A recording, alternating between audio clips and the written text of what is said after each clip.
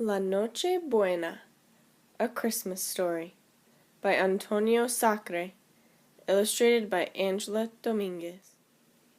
When I arrive at my abuela Mimi's house, it is hot. Too hot for making snowmen, too hot for ice skating, too hot for evergreens. My abuela, my grandmother, lives in a neighborhood called Little Havana in Miami, Florida. Palm trees sway overhead. How will Santa land his sleigh in this heat?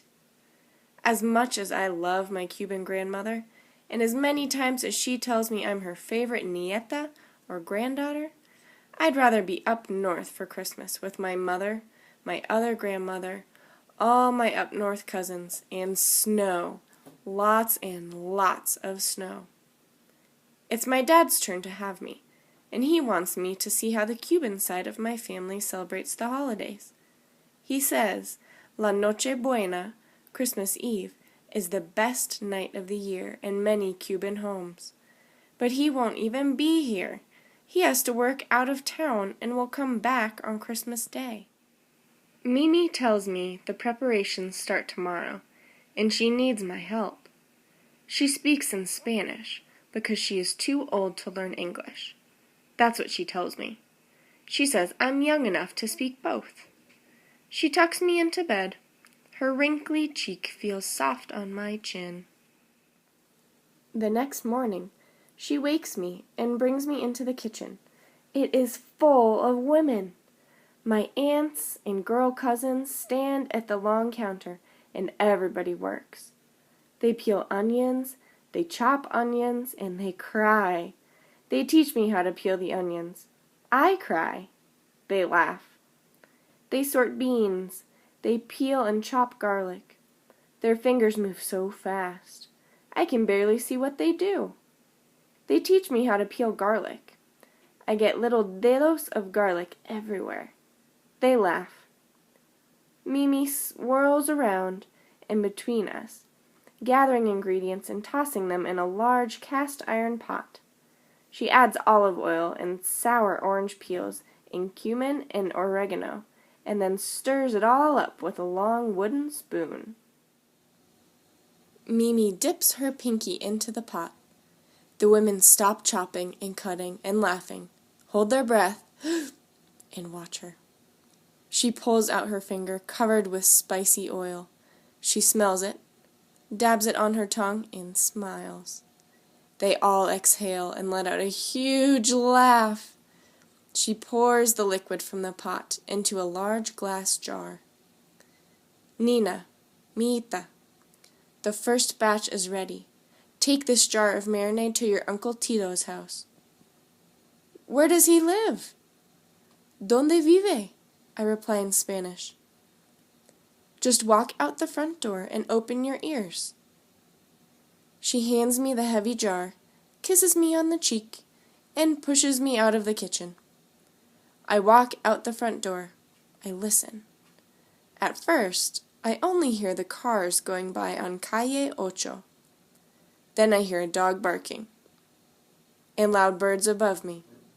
I look toward the sound and see colorful parrots. Then I hear shouting and laughing. I walk down the street toward the sound, struggling with the jar. The sun is rising and it feels hotter than yesterday. I see my uncle in the backyard of a house. All my uncles and boy cousins are there. They stand around a huge pit in the ground with a massive fire at the bottom that is burning high into the sky. A few other men gather at a large bathtub back by the fence. Vino, Nina. Mi sobrina. Ven acá. Uncle Tito calls me over to him. He takes the jar from my hands, sets it on the ground, lifts me in the air, and twirls me around and around. He smells like cigar smoke and campfire, and his bristly chin tickles my cheek. Nina, you got tall. You'll be taller than me soon. I don't believe him, because he's really tall. But it makes me happy. The men take the marinade. One of them carefully pours it into the bathtub in the backyard. Uncle Tito takes 2 thick wooden sticks and pushes them deep in the ground on either side of the pit. "What are you doing?" I ask. "Well, Nina, I'm making a spit to hold the pig we will roast over the next 3 days for the Noche Buena meal. Hand me that pole." I help my cousin Papito carry a long pole over toward Uncle Tito. He holds it over the 2 wooden sticks and carefully lowers it into the notches. It fits perfectly. All the men cheer. "Why are they cheering?" I ask Papito. He's my age, but I am taller than he is. "He's the first one to get the pole into the notches and not drop it into the fire," Papito replies. "Vaya, niña," says Uncle Tito.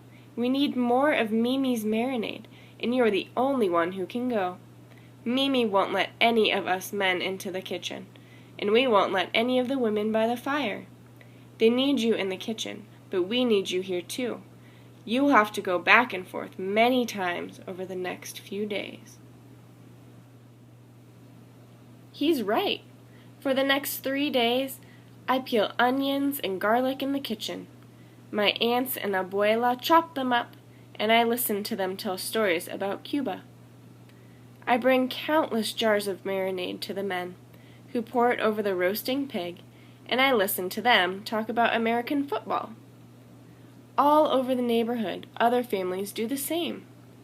On the street between the houses, I meet other boys and girls my age carrying marinade to their uncles.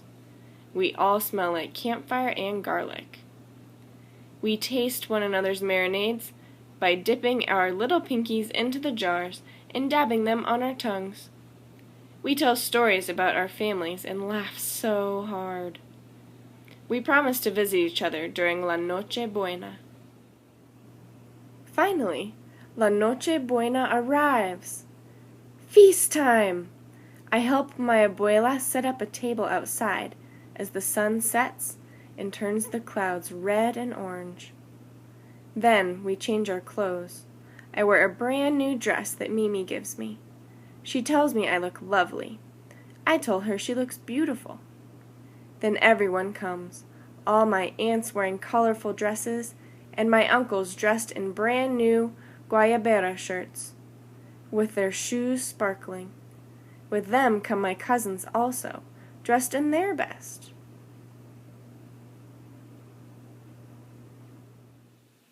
Mimi sends me and Papito out to gather fruit from the trees in the neighborhood. We pluck limes out for the meat, lemons for the water, avocados for the salad, and mangoes for dessert, all right from the trees to the table. When we get back to the table, it is covered with mounds of food, with the roasted pig in the center. Everyone yells and laughs, and then we all sit down to the feast. I want to eat right away, but Papito whispers, "We have to wait for the toasts." The toasts begin, with the best storytellers in the family giving thanks for a great year. Then Mimi, at the head of the table, holds her glass in the air, and the table falls silent. Her big brown eyes glisten as she says, "Let us give thanks to all those here, and those who are not here. We are happy to be alive, and we miss those who are dead, and we are happy that Jesus will be born soon. We are grateful for the pig, and this family, and the table, and the laughter. We are thankful for the laughter." And then I finally get to eat. It's the most magnificent meal I have ever eaten. I eat plate after plate. Then the neighbors come by, and Mimi feeds them. Afterward, we go to their house, and they feed us. It's a huge traveling party, eaten in many different backyards for many hours. I've never eaten so much or so well. Finally, the food is put away, and we all go to the Misa del Gallo, the Rooster's Mass, at midnight, where I walk around the church to hug every single member of the congregation, just like everyone else does. By the time we all get back to the house, I am so happy and so tired. Then Uncle Tito turns on the old record player and grabs my hands, and everyone starts dancing. The music barely stops, but when it does, my aunts and uncles tell more stories and jokes. And as the sun rises on Christmas Day, after La Noche Buena, the good night, everybody finally goes home, tired but happy. As my abuela tucks me into bed, I ask her, "May I come next year? And can I bring all my up north cousins?" She smiles and says, "Mijita, nothing would make me happier." My dad is right. This is the best night of the year, and I can't wait to tell him so. Y colorín colorado, este cuento se ha acabado. The end. El fin. The end.